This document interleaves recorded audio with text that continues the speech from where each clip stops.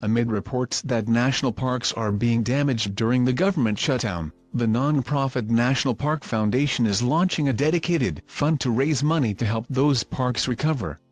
During the partial government shutdown, open-air national parks remained open, but with minimal staff. There have been reports of excess trash, visitors driving off-road, and concerns that visitors could be at risk of injury or damaging the land without rangers to reinforce park rules.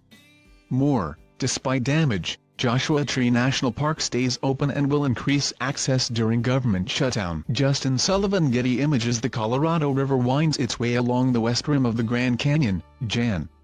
The most prominent example is Joshua Tree National Park, which almost closed this week to deal with damage including destroyed Joshua trees.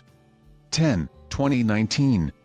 But National Park Foundation President Will Shafroth said there are likely problems and damage that the public and the Park Service don't even know about yet. When the parks reopen, they'll need to do some assessment of need and deployment of resources, both people and money, to address that need, he told ABC News on Thursday. The National Park Service announced that it will tap into money collected from visitor fees to bring back staff for trash collection and safety services during the shutdown. Those fees and money raised by outside groups are typically earmarked for maintenance projects or improvements from the parks. Separately, the National Parks Conservation Association, a public lands advocacy group, said in a statement over the weekend that the use of the visitor fees robs already struggling parks of money needed for previously delayed upgrades, such as improving accessibility, renovating restrooms, and building roads. It's incredibly concerning that the acting Interior Secretary is putting political pressure on superintendents to keep parks open at the expense of parks' long-term needs and protection,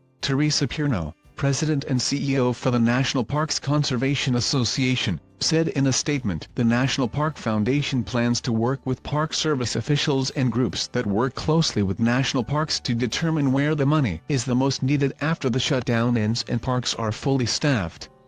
More, shutdown prompts National Park Service to use money from fees for basic services. The National Park Foundation was created by Congress to collect donations and support the National Park Service, but it is not a government entity, Shafroth said. Since the shutdown started, the group heard from donors and other parks supporters looking for ways to help, but they didn't want to direct more volunteers or visitors to the parks while they didn't have the full staff to manage them. More, it was really heartbreaking 40-year New Year's Eve National Park family tradition spoiled by government shutdown. He said he doesn't want to dwell on whether keeping parks open during the shutdown is the right decision or if money from the National Parks Foundation or other groups that support parks could be better used on other projects.